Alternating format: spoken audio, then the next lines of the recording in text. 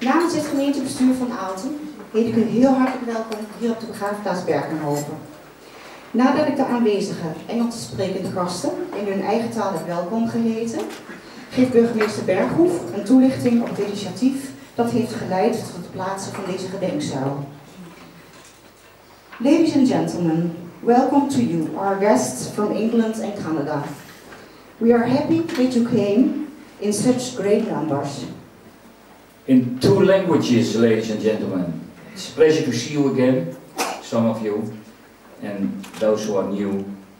Hartelijk welkom vanmiddag hier op deze begraafplaats Berkenhove. En ik begin, I start in Dutch. En ik begin met iets wat ik wel eens dreig te vergeten. Dat vindt u misschien een raar begin, maar ach. Dat is namelijk eerst de mensen hier te bedanken voor hun gastvrijheid. Dat is heel makkelijk voor ons, dat dit prachtige gebouw er staat. En daar maken we ook graag gebruik van. Ik zou, dames en heren, in het kort iets willen vertellen over het begin van dit project. And it all started with a letter of Mr. Kenneth Scott, living in Port Hope in Canada. He told me it's a small village, but I suppose so very beautiful. Dus het begon allemaal, beste mensen, met een brief van de neef van Andrew Duncan, waar vanmiddag een deel van het verhaal over gaat, meneer Scott. En Mr. Scott asks us if it's possible to pay attention to his nephew, cousin. Thank you very much indeed. His cousin, Andrew Duncan, die hier in de oorlog gewerkt heeft en gesneuveld is als 20-jarige jongeman. He died here in action in Aalten in 1945. He's not buried here. He's buried in Germany, in Kreeg Forest War Cemetery. Mr. Wim Rhebergen took over that idea and developed, in cooperation with our staff, a project. Dus, dames en heren, u heeft het begrepen. Het gevolg van de brief van meneer Scott was dat Wim Rhebergen, en ik moet zeggen, en de mensen om hem heen, samen met de staf van ons gemeentehuis en nog andere mensen daaromheen, er een project van gemaakt heeft. En dat project, en ik heb het net al gezegd op een andere plaats, hebben wij gezien als een aanvulling op alle activiteiten rond de mensen die hier gesneuveld zijn, rond onze verzetsgeschiedenis. Daar hebben we net ook even bij stilgestaan. We will end this program. At the end of the afternoon, there will also be a fly past of a C-47 Dakota. Maybe we have to wait a little bit when you will fly over, but we'll see. Even kijken wie ik nu het woord geef. Waar ben je, Annelies? The Royal British Legion, the Netherlands, will accompany us to the graves of the British soldiers and the resistance fighter, Mr. Ruizendaal, here at Berkenhove.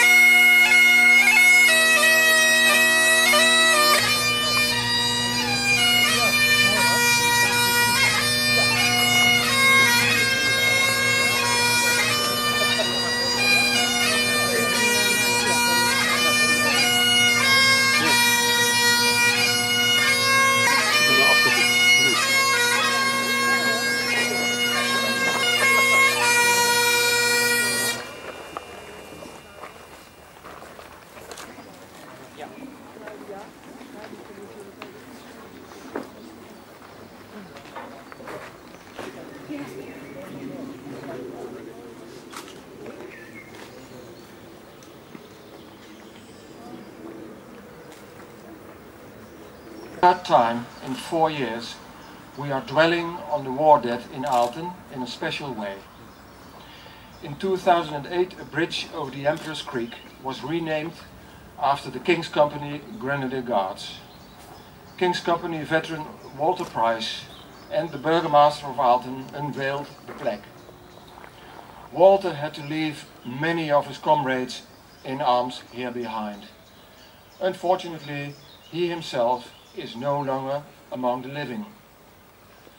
2 years later, in 2010, we celebrated the 65th anniversary of liberation, and my book British Scars in Aalten Soil was presented to Lord Wickram, with us here today in the spirit. Today we pay attention to those who have helped to give us our freedom back, but made the supreme sacrifice themselves. Here we are at a special spot of this cemetery.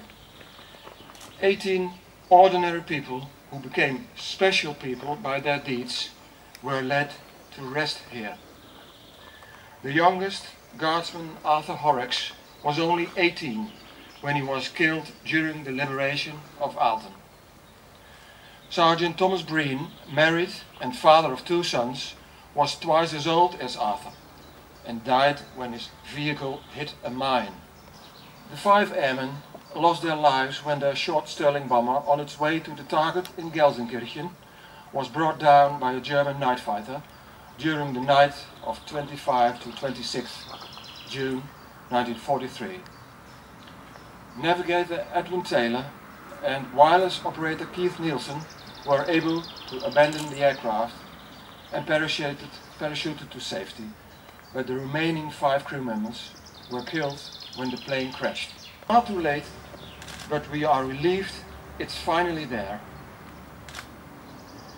Resistance fighter Cornelis Ruysendahl died on Hitler's birthday, 20 April 1944. As a consequence of treachery, Black Kees, as he was called as leader of the Aaltense assault group, he was shot by the SS. Cornelis Ruysendahl rebelled against the German occupier. Unfortunately, this cost him his life. We honor him, Uncle Jan Wickering, who played a key part in the group, and the other brave resistance fighters from Aalten, buried here or elsewhere, which needs an explanation. As a platoon commander, one British serviceman fought very bravely to give us our freedom back. He was leading the way in the fight and injured twice. Eventually, after hours, he died from serious wounds. He was not buried here, but in the British Reichswald Forest War Cemetery near Kleef in Germany. Today we pay tribute to him in particular. His name is Lieutenant Andrew Duncan.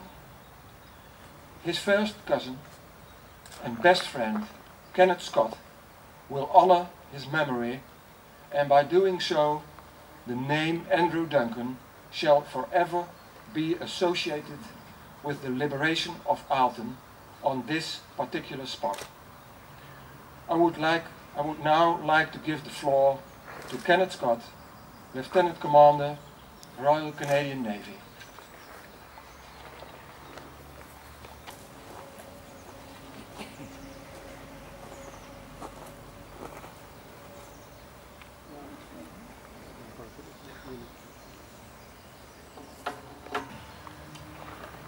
Mr. Burgermeister, VIPs, family, friends, relatives of those lying here.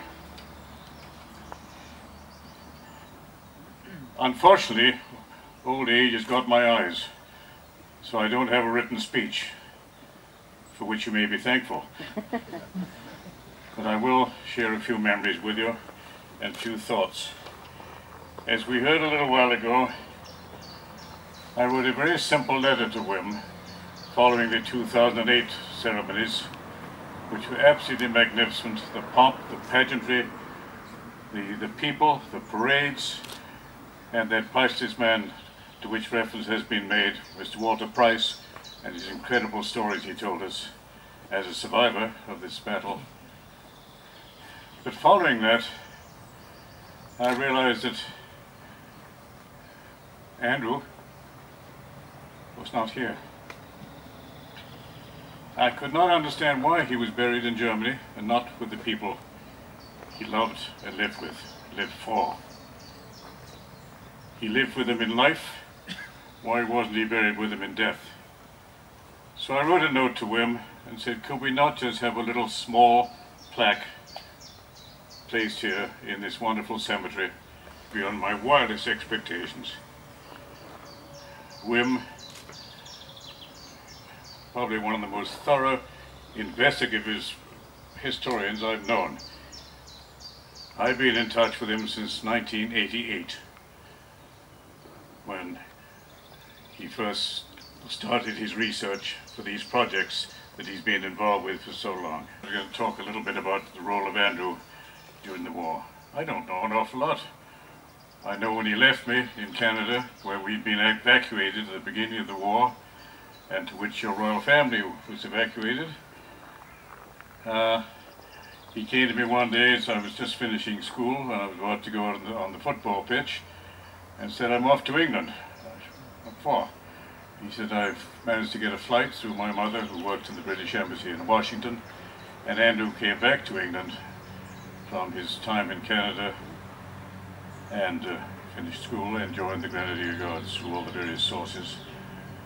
And I find it very fitting that in this Queen Elizabeth's Jubilee year, and I'm sure many of you watched the celebrations last week, in this Jubilee year, we're honoring Andrew because his first posting after he received his commission was to Windsor Castle.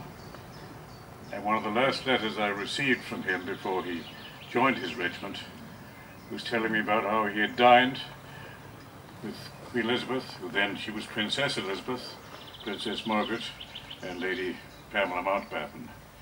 And then from there on he joined his regiment, and I really don't know where he went and where he landed, but I think Major Begg is going to tell us a little bit about that history.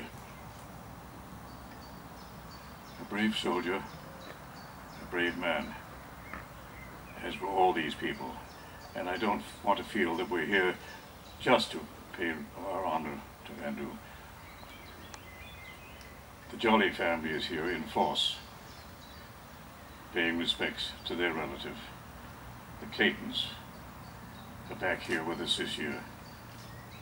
And the rest of you, whom I hope I have a chance to meet and say hello to later, I thank you for coming. This sacred place is incredibly important to me. And I'd like to just close by asking you to bow your heads, and I'll try and repeat from memory what we say every Remembrance Day. They shall not grow old, as we who are left grow old. Age shall not weary them, nor the years condemn. From the going down of the sun, and in the morning, we will remember them. We will remember. Thank you, and thank you for the privilege of being here today, and even rather emotionally sharing some of my thoughts with you. Bless you all. May you have a long life.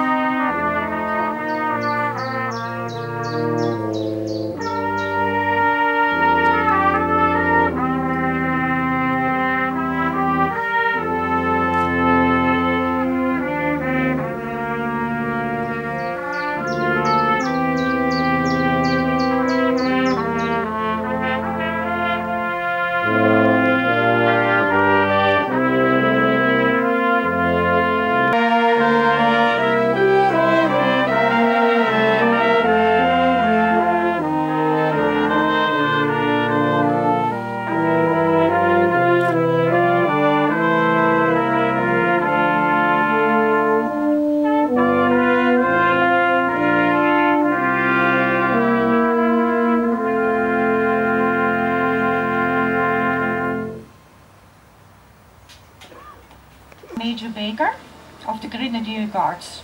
Ladies and gentlemen, now I'd like to introduce Major Baker of the Grenadier Guards. Goedemiddag, burgemeester, dames en heren. Ik ben zeer verheugd vandaag opnieuw bij u te kunnen zien en dank u voor uw altijd weer warm en vriendelijk onthaal. Milestone in the story that started with the occupation of the Netherlands in 1940 and for the Grenadier Guards here in Aalten on the 30th of March 1945. The Mayor, Wim Rhebergen and Kenneth Scott have spoken eloquently about the memorial and what led to it being created. And Kenneth Scott also has painted a very vivid picture of a young platoon commander in the Grenadier Guards at that time.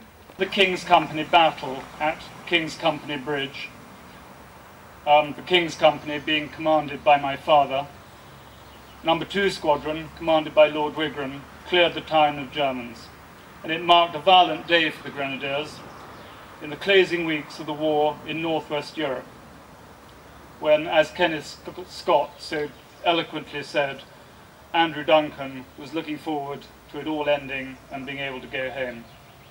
But it was a happy day for the town of Aalten to be finally free from the German invaders. I don't know a great deal about Andrew Duncan or Robert Jolly, apart from what I've heard. But I do know, because I have a letter from my father written to the then regimental adjutant of the Grenadiers, expressing his sorrow, not only for those 2 fine young officers, and those were the words he used, but also for the other guardsmen and non-commissioned officers who were killed here on that day. I might say that my father was also very badly wounded, blown up by a German mortar bomb, and he only owed his life to the fact that in the field hospital was a Canadian stomach surgeon who sewed his stomach back together again. So, today, for me back here in Aalten, it's good to see that the town is still thriving. The last time I was here, the Queen's Company was serving in Afghanistan, and so it is again at the moment, and has already suffered the loss of 1 man killed in action, and a number of others seriously wounded, including losing either 1 or 2 legs. Over tot de onthulling van de gedenkzuil. Ik wil daarvoor graag Lieutenant Commander de heer Kenneth Scott en de heer Ruizendaal, zoon van de heer Kees Ruizendaal, uitnodigen. Ladies and gentlemen, now the moment of the unveiling of the memorial column has come. To do this, I'd like to invite Lieutenant Commander Mr. Kenneth Scott and the son of Mr. Kees Ruizendaal.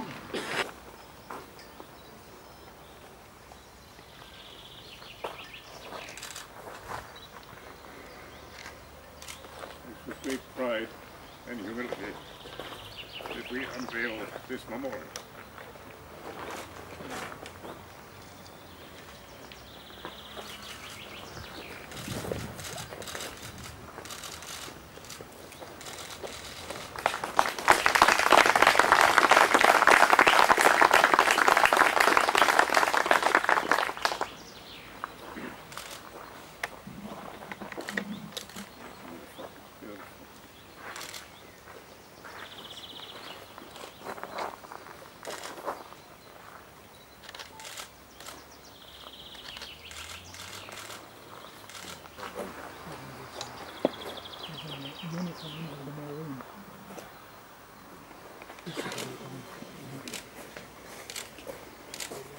It's magnificent. I encourage you all to come and look at it.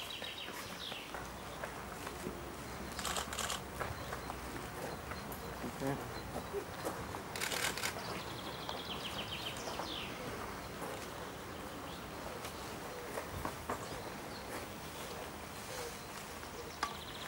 Om uw bloemen te leggen. Ondertussen is muziek te horen van het fanfarekorps Nationale Reserve.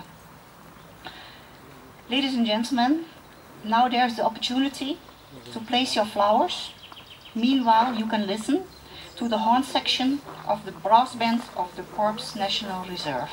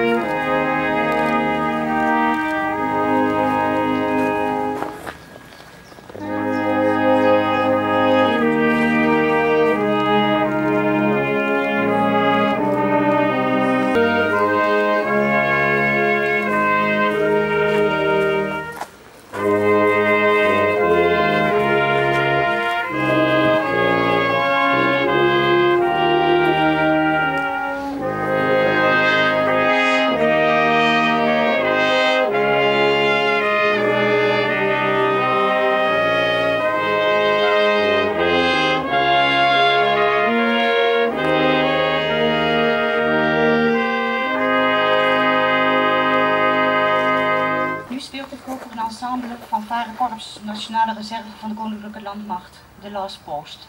Aansluitend is er een minuut stilte.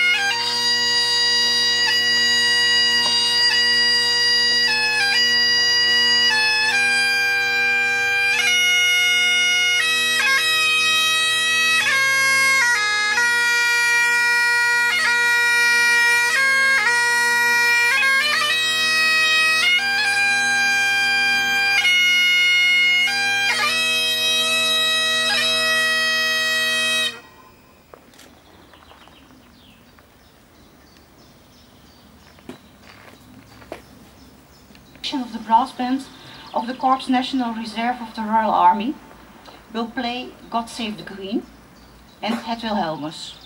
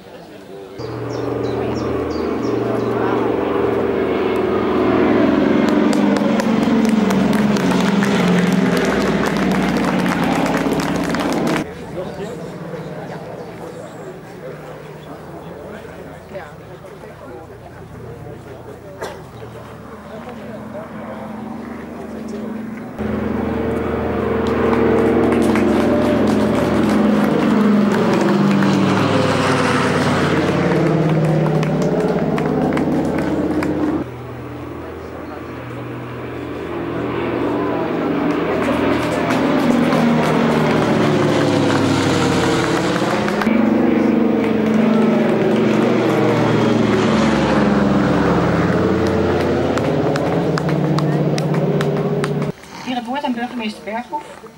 Hiermee beëindigen we het officiële programma. Dames en heren, ladies and gentlemen, it was a very impressive afternoon. Thank you all for being here, for paying your contribution to this commemorative moments afternoon. Dames en heren, ik vond het geweldig dat u hier was.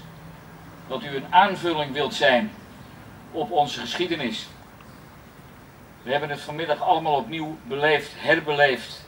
We hebben geen geschiedenis geschreven, nee, maar wel herbeleefd. Fijn dat u er allemaal was. Have a good trip home.